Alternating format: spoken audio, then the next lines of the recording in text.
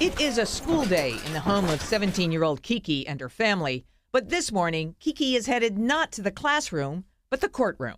We're hoping and praying for the best in court. Kiki is due in juvenile court in the city to answer for a charge of robbing a woman on a downtown street. She denies doing anything wrong, but she is well aware that in Baltimore, youth are often the target of the public's frustration with crime. You don't know nowadays. Too many kids are involved in violence and stuff. So they probably just want everybody to get in trouble for nothing, even the innocent ones. The city's system to deal with youth accused of crime is housed in a building that is both court and secure detention, jail under one roof.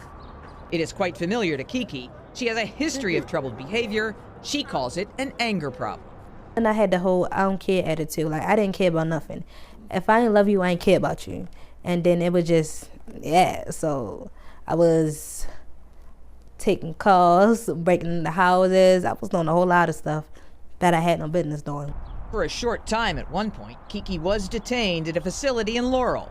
Baltimore City has the highest rate in the state of committing youth to detention facilities and programs outside the home, away from family, school, and friends. The commitment rate is 9.6% for city youth, nearly double the statewide commitment rate of 4.6%, and more than 5 times higher than the commitment rate of 1.8% in neighboring Baltimore County.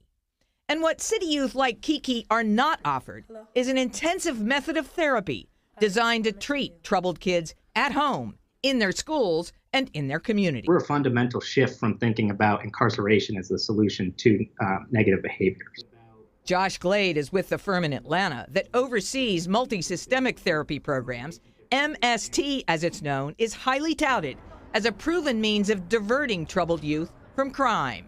75% fewer felony arrests for youth that have received MST therapy, 54% fewer rearrests. We are fundamentally engaging the family in a relationship, and our therapists form relationships with the youth and kind of the people that influence that youth. So the bottom line is we empower families to function better over the long term, and that's why our results are long lasting. In Maryland, MST therapy is offered to youth in Montgomery, Prince George's, Frederick, Washington, and Baltimore counties.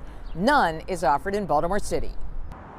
And statewide, the lion's share of money spent on juvenile services goes not to therapy in the community, but to detaining kids in state facilities. In the last fiscal year, 47% of the agency's budget went to state facilities. That's up from 37% in 2012. About relations, you have to build a relationship with somebody so y'all can help each other change. For the past year, Kiki has had a mentor. 10 days ago, when a judge put her on probation in the robbery case, she told a counselor that relationship with adults is the most important reason she is changing her behavior. So I don't think kids intentionally wants to be bad or do violent things. I just think it's because they hurt and they damaged and they traumatized on the inside. And they have nobody to talk to, so they keep it all bottled up, and you have no choice but to just explode, and you don't care about nobody else. For the 11 News I-Team, I'm Jane Miller. Now, the Secretary of Juvenile Services declined our request for an on-camera interview, but in a statement, he says, in part, the department strives to meet the needs of youth and families in every community. The continuum of services available in Baltimore City best meet the needs of youth and families in this community.